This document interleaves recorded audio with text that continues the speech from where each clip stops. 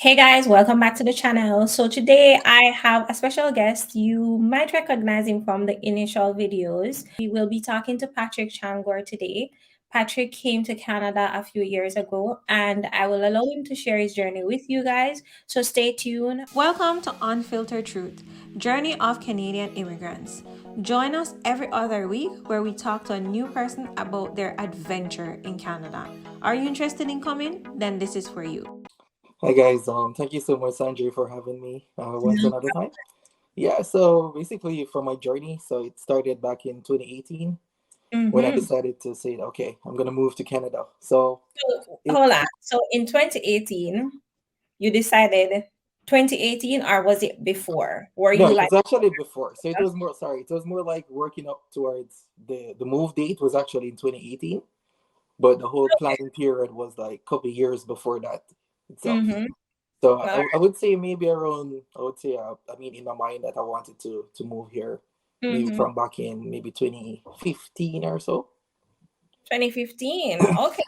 So I guess what was the reason behind it? Why did you want to come to Canada versus an America or the UK? What was the driver behind it? It was more so the fact that I wanted to move to a country where I can easily, transition my credential easily without having to maybe go back to school and do like maybe a doctorate program or for maybe another 4 years or so. Mm-hmm. I know that in Canada, I was able to maybe easily transition it because I know of the express entry program that is going on. And I've had like a couple of friends that have really gone on the program before and they have given me all the details Mm-hmm. regarding that. So I just wanted to make sure that I have a really good plan before I decided to move. So that's why it took me that long after having planned from 2015 that I wanted to move really.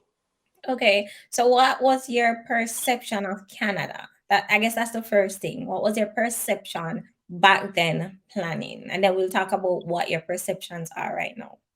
Yeah, so in terms of like the planning phase and the perception was I mean, I didn't really get a good feedback per se of what actually living here is actually like in Mm-hmm. person. So we all hear about foreign like that. It's a foreign country, it's a first world country, so therefore everything is gonna be much more easier, much more less stress free, basically. But in reality, like it doesn't really match up to the expectation in terms of what it is really like. So in Mm-hmm. terms of my planning though, like that really helped me a lot to navigate and to make the process a bit more or less stress free, basically. So in other words, like my planning was very Mm-hmm. effective.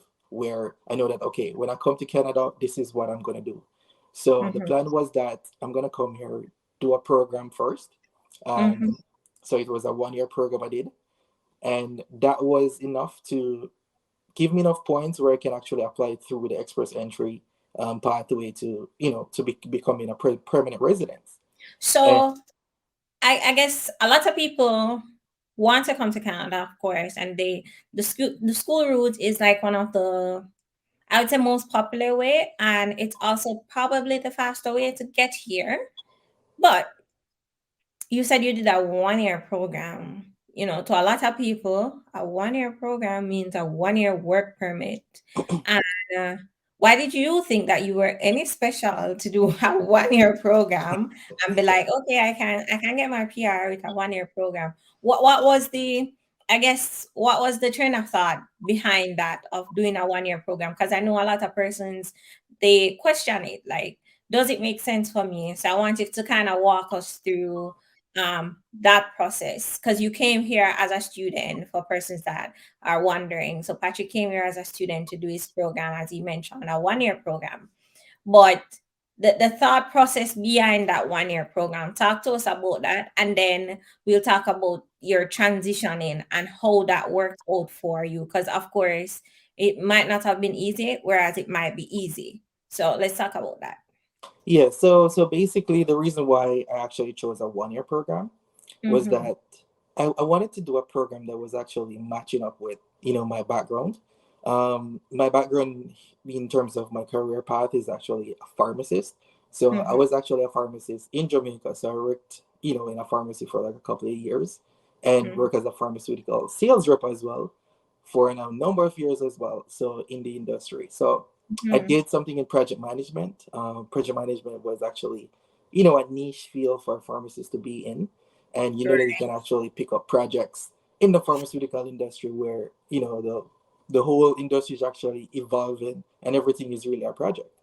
So I Mm-hmm. literally know a couple of people who have actually done, project management Correct. before, but their background is actually in a different field. So I've done my research. I made sure that I downloaded the calculator to calculate my experiential points and everything. So I've been communicating with somebody from Canada who have been through the process before. They have said that no, man, you should be fine because once you complete the program, you just actually enter into the express entry pool right away, and Mm. hopefully your points will be selected. It's kind of very it was kind of like nerve wracking too for sure Right. because you wasn't sure if you're gonna be selected. You only have 1 year, and Mm-hmm. it's a 1 year work permit as well. So in terms of I wouldn't recommend maybe a lot of people to actually go this pathway, but for me, I chanced it and it actually worked. I All wasn't right. 100% certain that it was gonna work, but I believe in it and it actually did. Okay. So once you finish school, because the 1 year work permit is tricky, and it's tricky because what it means is that you needed a job immediately. So, spoiler alert, Patrick did get a job immediately after school. Immediately. As Um, a matter of fact, that job was actually waiting on me like 2 weeks before I to completed the program. yeah. Mm-hmm. Yeah, And like we said, there are a lot of people that this is like impossible for, but then there are people that will get a job like almost immediately. And so that's why I always say it's not impossible, right? It's really not impossible. For me, I also got a job right after, like Patrick and I started on the same day. Um, but separate and apart from that, the job that you got, was it necessarily the job that you wanted? And how, even though you got a job almost immediately, how would you rate the job market? What would you say from a pharmacy, I guess from a pharmaceutical sales perspective? How would you rate it? Like, you were blessed enough to get that opportunity, but in general, in Patrick lives in Ontario, in Toronto, Ontario. But in general, how would you say the transition would be for an average person based on your experiences? in terms of the transitioning for me, it was more like a lot of networking. So Mhm, that LinkedIn management program that we did in school, that was actually helpful in terms of like creating networking because that was the tool that I used to actually reach out to people because coming here, from a new country, you really don't know anybody who is in the industry as well. Okay. mhm, So it's really difficult to get into those like big pharma company that I was actually looking into because the company that right. I worked for back in Jamaica, that company is also here as well. But Mhm, I thought that it would be like easy for me to get a job back in that company, but the whole organizational culture and like you're from Jamaica, so I mean like it's different. So you have mhm, to go over the whole process again, and then it wasn't easy to really get a job in that company. So I had to maybe take a different route and say, okay, I might not have to go into sales, but let's say that I'm going to maybe is in the same pharmaceutical company, but more like on the insurance side. So that mhm. was really my path into it. But Okay, in that's terms of the average person who would say, okay, I'm just gonna be maybe applying for jobs and easily maybe get a job, it may be mhm, very difficult because there are like thousands of people that's applying. So the yeah, best thing to do is to really network your way in. network. All right. So even with networking, your background, like you mentioned, you are a pharmacist back home. With that being said, why didn't you look for a job in Shoppers or one of those places and be a pharmacist with your degree from back home? Well, in order to be a pharmacist here or to work as a pharmacist, you first have to be registered by the government of Canada, Yeah. and you need to be a registered pharmacist. So therefore, you need to do the pharmacist boards exams. So that's So like like, you can just submit your little paperwork and you're good to no, go. no, it's not that easy. The first thing you do though is to submit your paperwork to show that your actual degrees. So I Mm, did my pharmacy program at UTech.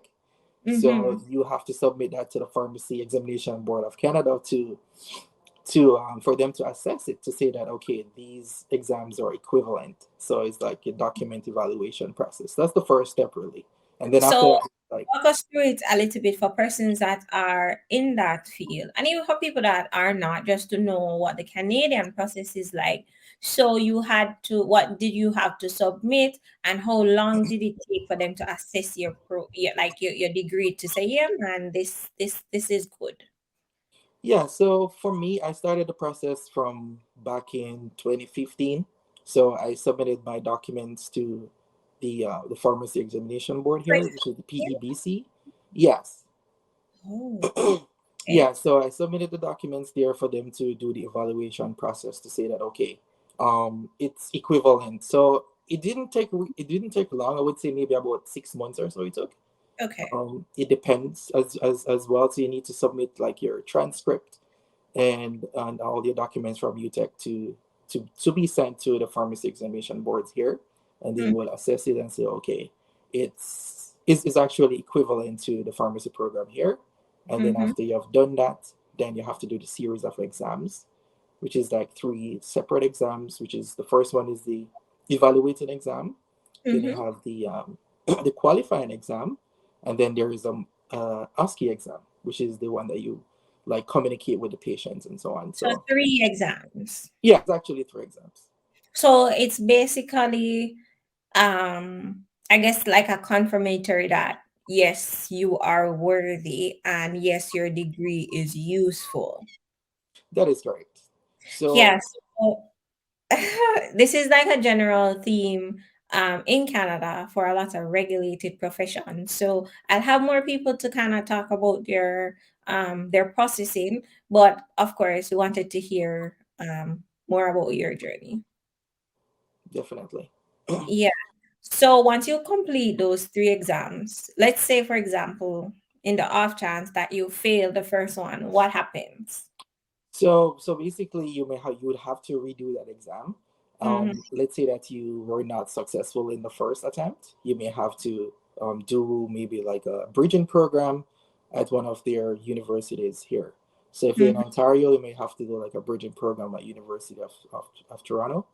Or mm-hmm, maybe let's say that you're in a different province, you may have to do like a bridging program as well. So mm-hmm. it's provincially regulated. So based on what the requirements of that province is, you may have to go back to school or you may not. So it depends on the province itself. You're right. But in Ontario, you do those 3 exams and then you can work in the field. Yeah, so in Ontario, well, in Canada in general, like you have to do those three exams. But in Mm-hmm, terms of if you fail one of the exams, if you should go back to school or not, it depends on the province. I know that mm-hmm. for Alberta and for BC, you have to do like a bridging program too. Maybe Even like for if you pass, Manitoba, you may not have to, or in even if you Saskatchewan. pass the exams? No, if you fail one of the exams, Okay, okay, yeah. okay. But if Mm-hmm. you Okay. pass all three, then maybe you don't have to. Okay, okay. All right. All right. So I think we've covered a lot about career and the expectations that you had in that regard, and knowing that you had to, you had some hoops to jump over basically. But separate and apart from those hoops, how did you, I guess, how did you find the transition into the work world here? Because you got a job almost immediately after school. How was the transition? Was it difficult for you? In every aspect, right? So in terms of the job, how receptive were they, knowing that you're from not Canada, but you're from the Caribbean? But Patrick is not like dark skin like us, like me. I want to know what your experience is like, because they know that you're Jamaican and you're from the Caribbean. They don't know by just looking at you. Of course, we all think you're Indian, but separate and apart from that, what, how receptive were they? Just. I think the reception it was quite good. I mean, the transition, because there were a couple. I think one of the directors for the company was actually a Jamaican as well, Ah, and yeah, but that person was actually in a different department, so it was good because like my direct manager said that, oh well, we also have a director here that is Jamaican, and mm, that was really really good. But there were like some things as well that was kind of off, because in terms of transition into the work environment, like at that time it was actually in office, right? So mm-hmm. so many different cultural backgrounds. Like I'm the only Jamaicans who's from Jamaica. So like the Jamaicans that they were referring to is like Canadian Jamaican, where Right. it's totally different, right? I could tell you that. But at Mm-hmm. least they do identify themselves as Jamaican as well. That's just time. Yeah, but I mean everything was pretty okay, because I was able to catch on to what they were doing. Mm, As fast as possible. Like that company really had a good training as well, so training. I was able to transition into to understanding the role really Yeah. well. There were like a few nuances. Like here, people are more like passive aggressive, so you really don't know what they're probably is saying to you, because they could be saying something to you, you probably don't catch it, because you're pretty new here, right? Mm-hmm. So they could be like passive to you, and you probably just go over your head, or you don't really Yeah. realize that. Yeah. Yeah. What um about racism? Even if it's like passive, can you pinpoint anything at all that was like, you know, a little yes. bit? I've maybe like seen those things here as well. Not that I've personally experienced them, really, really, big time. But Mhm. I've seen where things sort of look a bit different and a little bit weird, but I just kind of And like just make it and pass, that's because yeah. that's really not my motive here. I'm just here to move on and to really get my credentials, and to get my 1 year done, so I can get my job letter to submit for my Yeah. permanent resident. So Yeah. good thing you said that. Good thing you brought us back there. Tell us a little bit about that process. So I know a lot of persons want to know from personal experience. I've done a video, but I do think people still worry about it. Tell us about that transition. Tell us about what it is like in terms of when you're there and you're now in the 1 year. Because for 1 year work permit, you have that 1 year, and even though you get the job basically almost immediately, you still have that 1 year. And when you finish that 1 year, your work permit would have ended. And so tell us, would you have gotten call in time for an ITA to get your PR, and what backup strategies you had in place, and how did it work out for you? So walk us through that, finishing school, doing it, and how you felt. Were you anxious? Just walk us through that, and I'll give you the floor to Yeah, talk I about. was I was kind of anxious for sure. Like, so it was the job that I got like right after school. That Mhm. was a job that was kind of waiting on me to start, and it was really the right knock as well. Like, it was the one that qualified me for the permanent resident Mhm. status as NOC, well. Yeah, was so it? it was very nerve wracking, because I'm wondering, like, because that company also had a very high turnover rate as well. So I Mm, wanted to make sure that I retained my job, because I only have 1 year. Like I didn't want it to be like moving from one job to the next. As well, I mhm. want to make sure that I make up all the hours that is required. I can't think of it off my head right now what the hours are. I think it's 1560. Yeah, so I want to make sure that I maintain a relationship, so I can get my job letter from the Mm, company.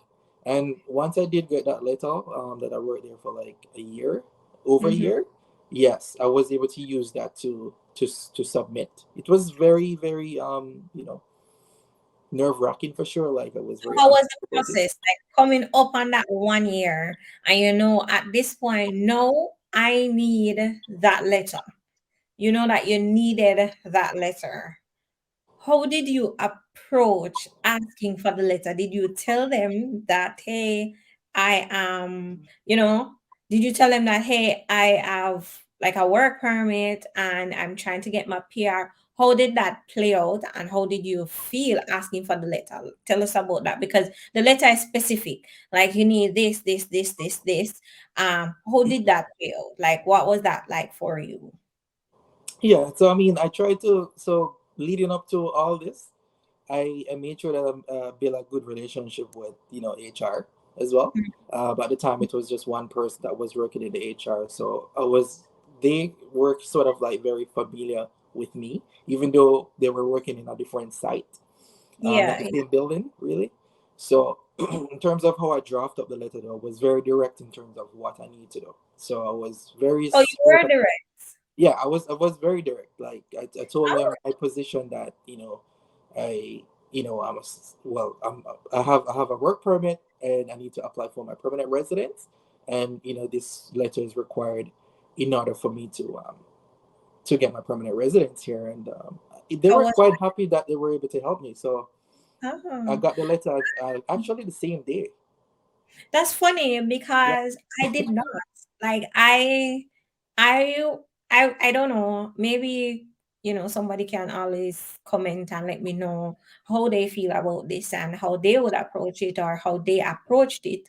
But um me personally, when I was here and I was on my my work permit, I I feel like I was like a nervous person. Like I felt like an alien. Okay. And so, and I also did not want to give anybody the power of having a upper hand. So holding things, against me, like, oh, probably do this, but things that are not rightful, because I know it happened to people all the time, like whether they have a good relationship or think they have a good relationship. But as you know, people are people. And so Yeah. automatically, you tell them that and they say, oh, I have an upper hand, especially if you are not like at the 12 months yet. And then you're like, hey, I need a letter from a peer. And they're like, no, like the truth is people have bad mind. That's what I'm saying. And like for me, I took a different approach. I was like, can I get a letter? Can you include this and that on the letter?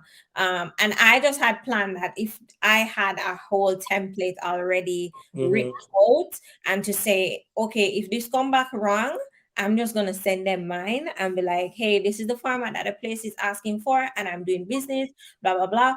But luckily, the letter that I wanted came back right.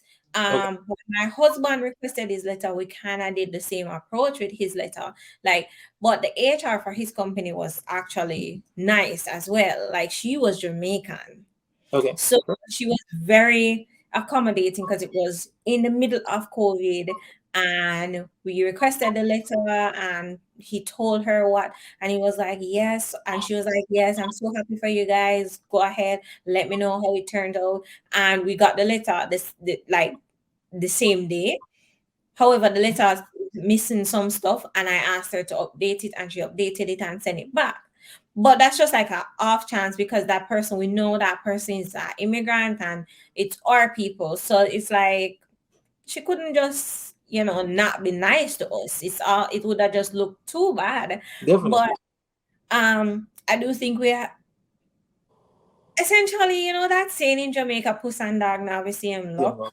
Um the general approach that I would kind of suggest is like, hey, I need this.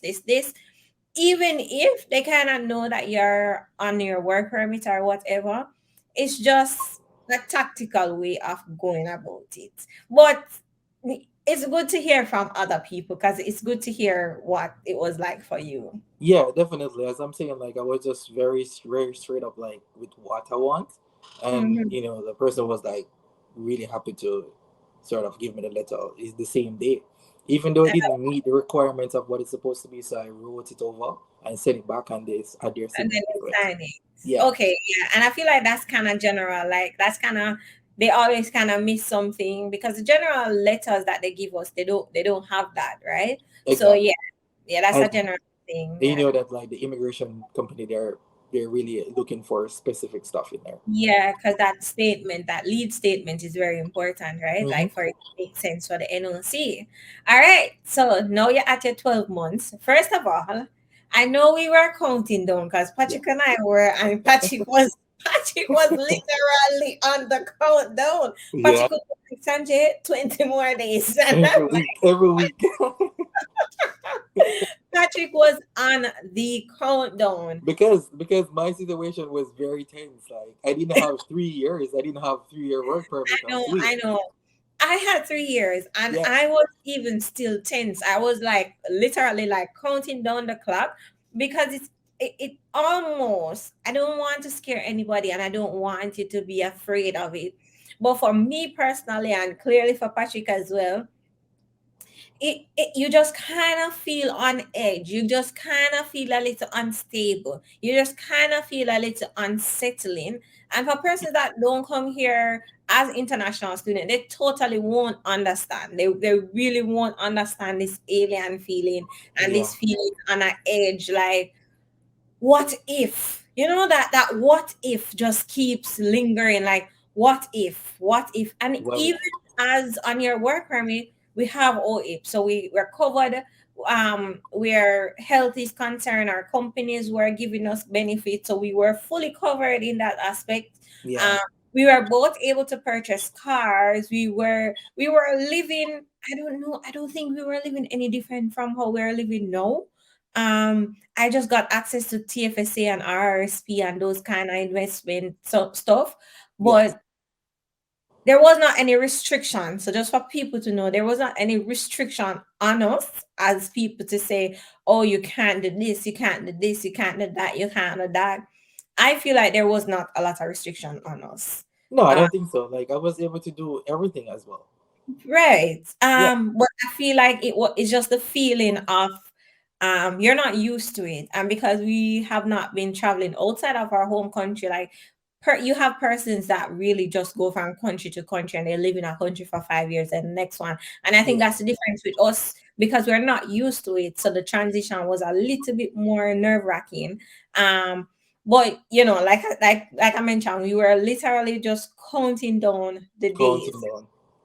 When you got the letter, prepare your profile. It's not COVID, it's full blown COVID.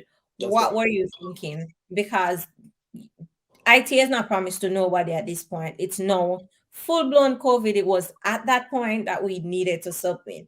What were you thinking? How were you feeling? Because your permit would have been ending, and what strategies that you took. So let's start with how were you feeling before. Yeah, it was like very nervous. Like you're moving out of the office now. You really don't know what it's gonna be like in terms of if you're even gonna have your job as well, because a lot of people got laid off during COVID. But Mhm. the industry that I was in is pharmaceutical, so therefore that has to continue really. Yeah, so it was really nerve wracking for me. But the thing is, because I knew I got the letter and everything, You were um, good. I am okay, right? So and once it's submitted, that's the most important thing. But But I then know that there was a delay with how can you submit when it's COVID? So medical, how you get your medical done, how you get your fingerprints, like how you get the police record, because it's no COVID. You need police record yeah. from Jamaica. So for the Your police record, I had a friend that was going down, and she's on the interview at this moment, and she was the person who actually did that part for me. Yeah, luckily, I was Luckily, going to Jamaica to a wedding in January, like pre-COVID, and yeah, I'm like, Patrick, what going? You don't need. I even said it to Sanita as well, like you don't need your police record. How we can get it? And paper. Patrick was on the ball. Patrick was like, his fingerprint. Patrick found out how to get police record from Canada, from Jamaica in Canada, like getting his fingerprint done, and Patrick was right there ready to go. Mhm. All right, so now we take care of police record. Now we have medical because everywhere in Canada was closed. Yeah, I think for the biometrics, like they used the biometric that I had from the last time because of the whole COVID situations. Mm-hmm. Yeah, so I didn't really have to do the biometrics anymore because I had an old biometric from maybe my Yeah, I think the last visa 10 time, years. or Yeah. was it from my work permit? Yeah, I think it was one of those. So that's what they used, Yeah. and I did the medical as well. That was How was it finding like a medical place? Like, and know that you're waiting for the medical. yeah. How were you feeling? Like, COVID lockdown, your work permit are done. It's finishing at this point.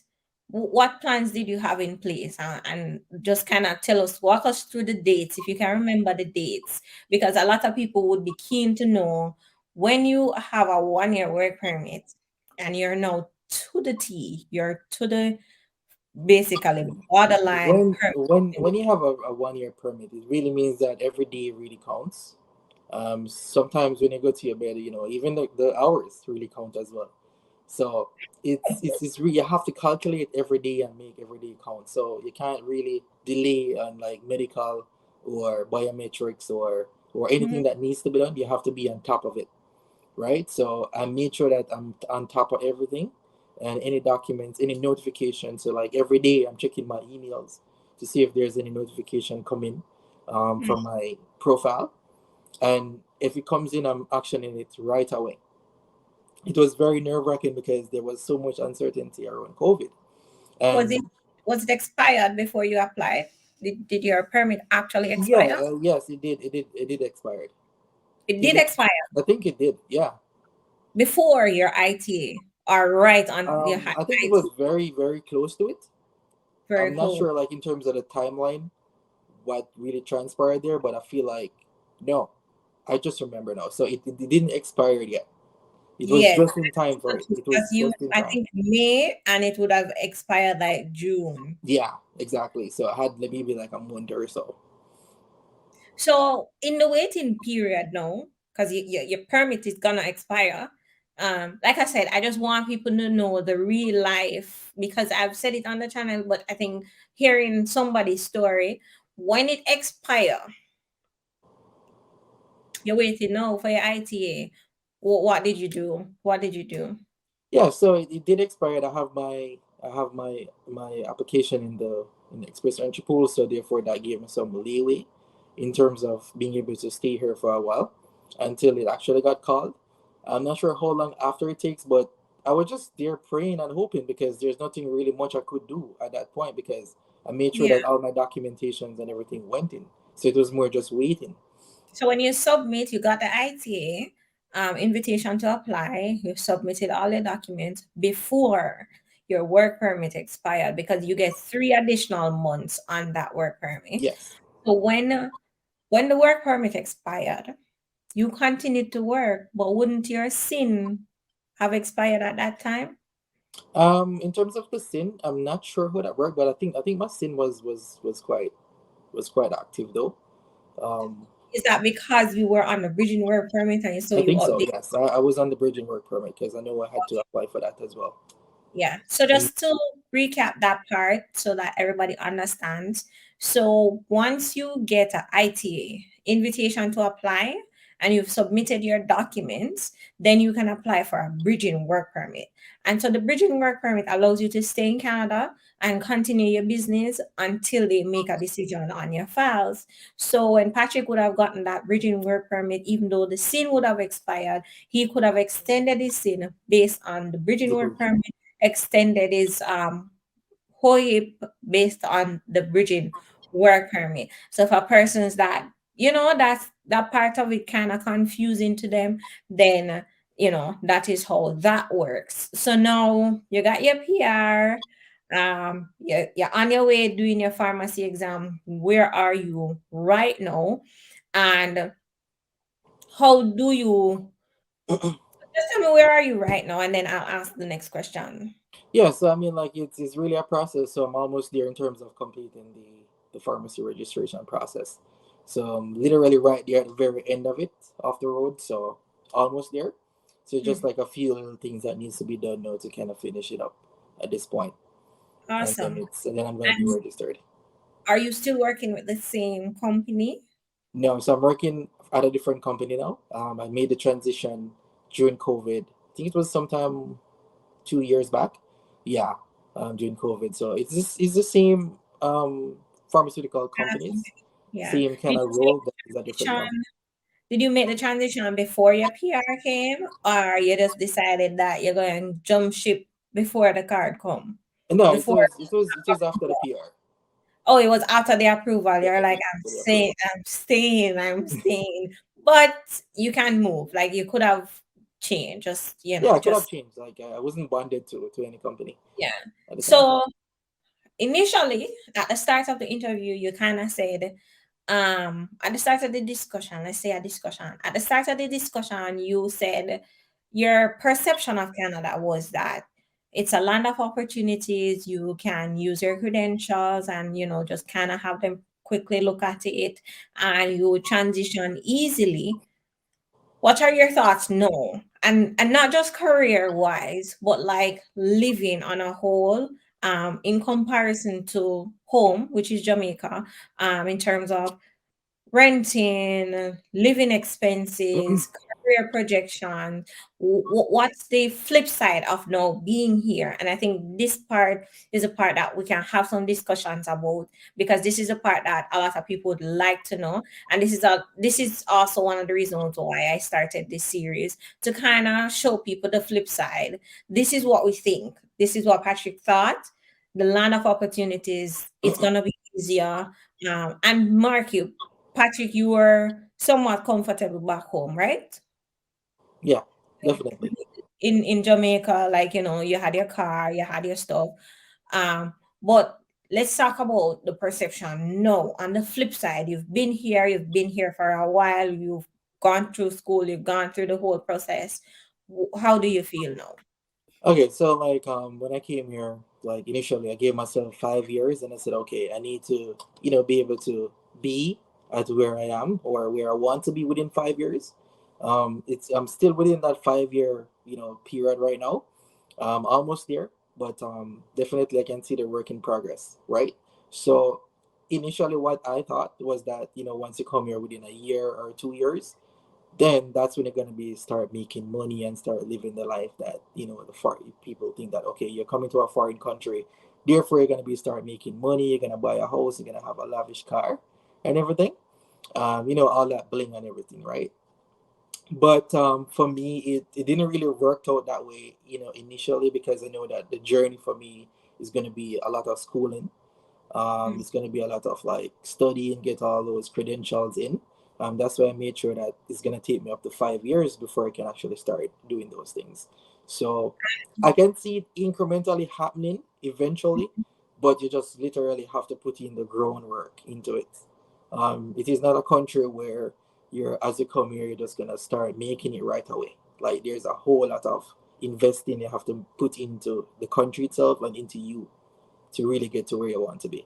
I like So, that. I like that. I like that. If I can run that across the screen, I will. But um, there's a lot of investing in the country that you have to do, yeah, especially for international students. There's a lot of investing, and even for persons that come as permanent residents. You come with your bachelor's degree, you come with your this, you come with your work experience. There's a lot of investing in the country, meaning you might have to go back to school, you might have to work some mediocre job that satisfy the country. I think that's such a good statement, yeah, and it yeah. is. Because I mean, the reason I say investing into the country because I have really what the country has gotten out of me so far. Like I'm not able to kind of like get it back yet, in terms of like the investment of coming to school. While I was going to school, it was just really school and all the cost of living, the renting and everything. Like all of that goes back into the country itself. Like I haven't really started making back that yet. So that's where the investing come in. Because you were so established and you were coming with a purpose, and unlike a lot of people that come and there's not a lot of research that goes into it. You kind of did a lot of research, you kind of did a lot of your groundwork, you kind of Yeah, knew a lot about express entry. You weren't one of them that thought, oh, if I come as a student, I'll automatically get to transition to permanent residency. You were kind of in the know. You knew what you had to do, and you planned accordingly. yeah, But even planning accordingly, how did you feel in the process of it? In the process of knowing that you we're human beings and we all like our comfort zones, and we all come with a plan, and we all come with the perception of what we see. I mean, even with research and without a lot of persons' different experiences, it's kind of hard to judge.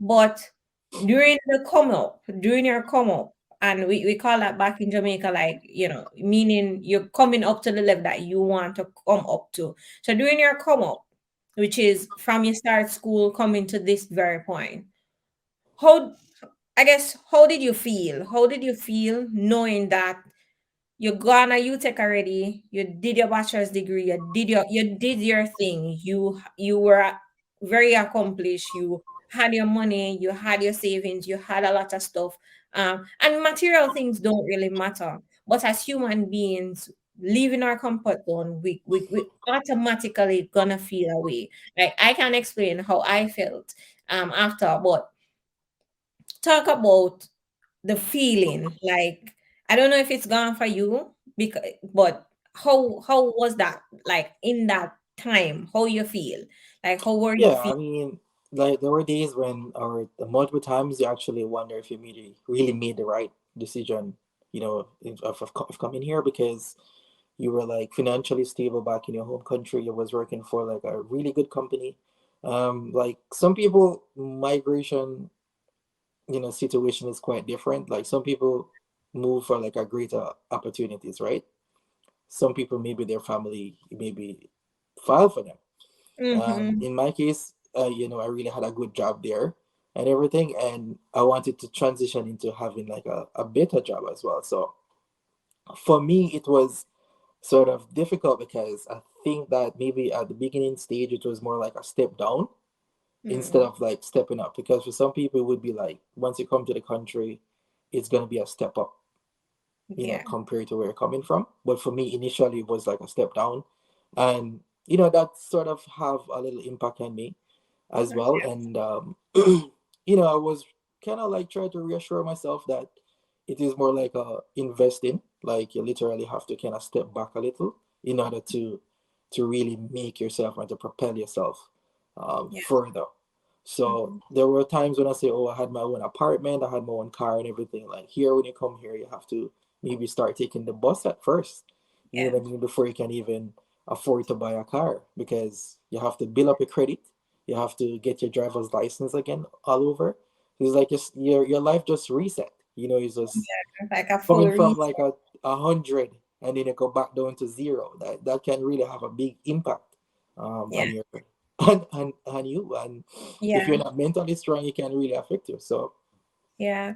that I guess Patrick kind of put it diplomatically, but it's depressing. yeah, It's depressing for, I guess, mature persons that, you came with the mindset that you're stepping up, but then, like you say, you kind of feel like you step back before you step up, and to some degree, you step back so you can step further up.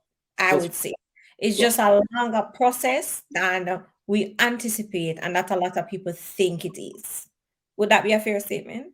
Yeah, it is. It is. If you don't have the patience and you don't have, the longevity and being able to and be resilient as well, like you can easily give up. Because I know of people who have come here and literally gone back to their own country Yeah, because I had like friends that was actually like dentists here, and because the language barrier, like they had to go back because they couldn't get their credentials, transferred as well because of all these challenges.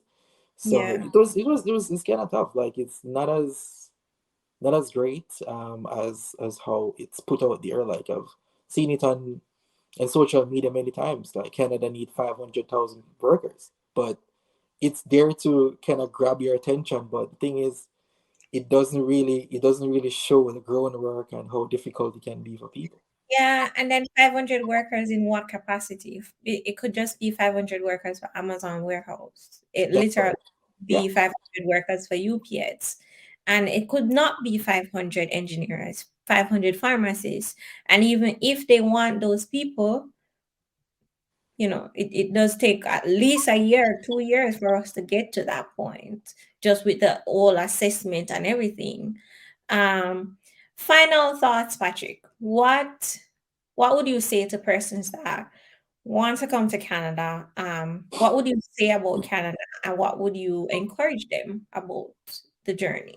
I would say that if you really want to come to Canada, it's actually a really great country to live in. To be honest, like it's safe. There's a lot of opportunities that are here. Like you can really make it here as well. But Mhm. when you come here, make sure that initially you have a well thought out plan. A plan is very important. Like you cannot get up like today and say, okay, I'm going to Canada maybe next year or so. You really have to put everything down and say, this is what I'm going to do. It is very important to connect with somebody that that is in the country, or Mhm. somebody like Sanjay who has been through the process as well. She can really give you like her experience. You know what I mean? So my advice is that actually get a plan. That is very important. That worked for me because I had a very short time frame to get everything running, up and running, and being Mhm. able to come here. And make sure that you do all the research as well to whatever background that you're in and whatever credentials that they need Yeah. to transfer over. Make sure that you do all that research so that that can be done before you move here. All right. Thank you so much, Patrick. It was great hearing your story. And like I said, a lot of pharmacists would like to come here. Pharmacists would like to come here, and a lot of persons are twiddling between, a 1 year program and a 2 year program. So it's good to hear feedback from somebody that actually did it. So thank you so, so much, Patrick. We Thank you for appreciate it. having me. You're No welcome. problem. Okay. Bye. So, guys, closing off for today. Thank you guys so much for watching as usual. Remember to like, share, and subscribe. We'll continue these series. And if they are useful to you guys and you'd like to ask questions, please comment down below and let me know.